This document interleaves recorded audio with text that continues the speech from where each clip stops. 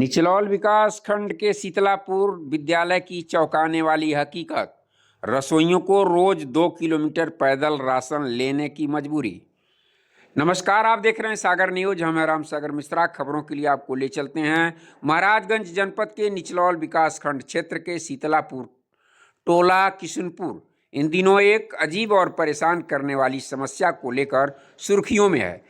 यहाँ प्राथमिक विद्यालय में कार्यरत रसोइयों को प्रतिदिन 2 किलोमीटर पैदल चलकर ग्राम प्रधान के घर जाना पड़ता है, सिर्फ इसलिए कि विद्यालय के लिए मिलने वाला खाद्यान्न वहीं रखा जाता है। रोजाना 2 किलोमीटर जाना और समान दूरी पैदल वापस लौटना रसोइयों के लिए किसी चुनौती से कम नहीं है। विद्यालय में बच्चों को तय समय पर मध्याह्न भोजन उपलब्ध कराना उनकी जिम्मेदारी है, लेकिन भोजन बनने से पहले ही उनका काफ़ी समय पैदल यात्रा में ही निकल जाता है।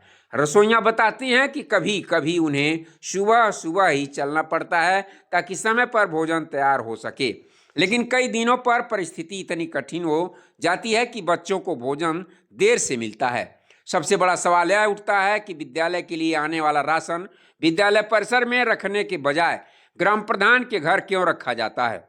रसोइयों का दावा है कि ग्राम प्रधान की मनमानी के चलते उन्हें प्रतिदिन अपने घर बुलाया जाता है और विद्यालय का कार्य समय से प्रभावित होता है और इसका सीधा असर विद्यार्थियों के भोजन एवं उनकी दिनचर्या पर पड़ता है।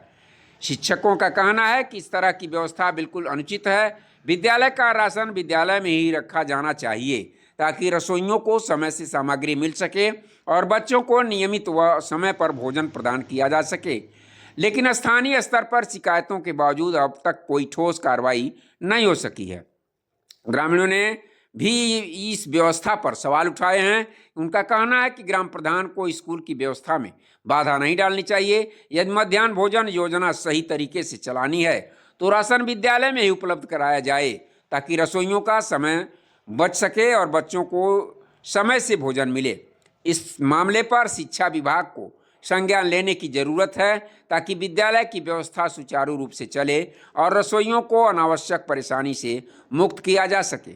बच्चों के हितों से जुड़ा यह मुद्दा प्रशासनिक हस्तक्षेप की मांग करता है ताकि ऐसी मनमानी पर रोक लग सके और विद्यालय का कार्य सुचारू रूप से संचालित हो। आइए आपको ले चलते हैं रसोइया के पास और जानते हैं क्या कहती हैं इसको लेकर के।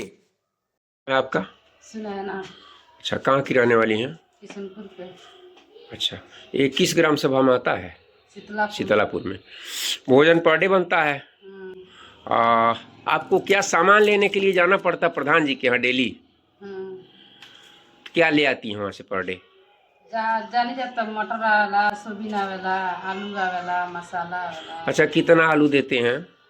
दाल भरकला नहीं जा। कितना लगभग वही 1 किलो 2 किलो? हाँ, थोड़े से दाल भरकला 1 किलो ले। 1 किलो में खाना बनेगा जी। तो प्रधान जी से नहीं कहती हैं कि आप जो है 10 किलो इकट्ठा खरीद के रख दीजिए? हम लोग डेली दौड़ करके आते हैं, दौड़ कर जाते हैं 2 किलोमीटर। तो कहना सब वो स्कूल में ना जाता तो वो स्कूल में कैसे रखा जा। अच्छा, तो ये नहीं कहती हैं कि हम लोग वहाँ से आते हैं 2 किलोमीटर से, ये तो नजदीक स्कूल है और हम लोग तो 2 किलोमीटर से आते जाते हैं। तो जब वो स्कूल में नहीं रखा था तो स्कूल में नहीं देता ना, वो जब रखा लगा तेहू रखा था।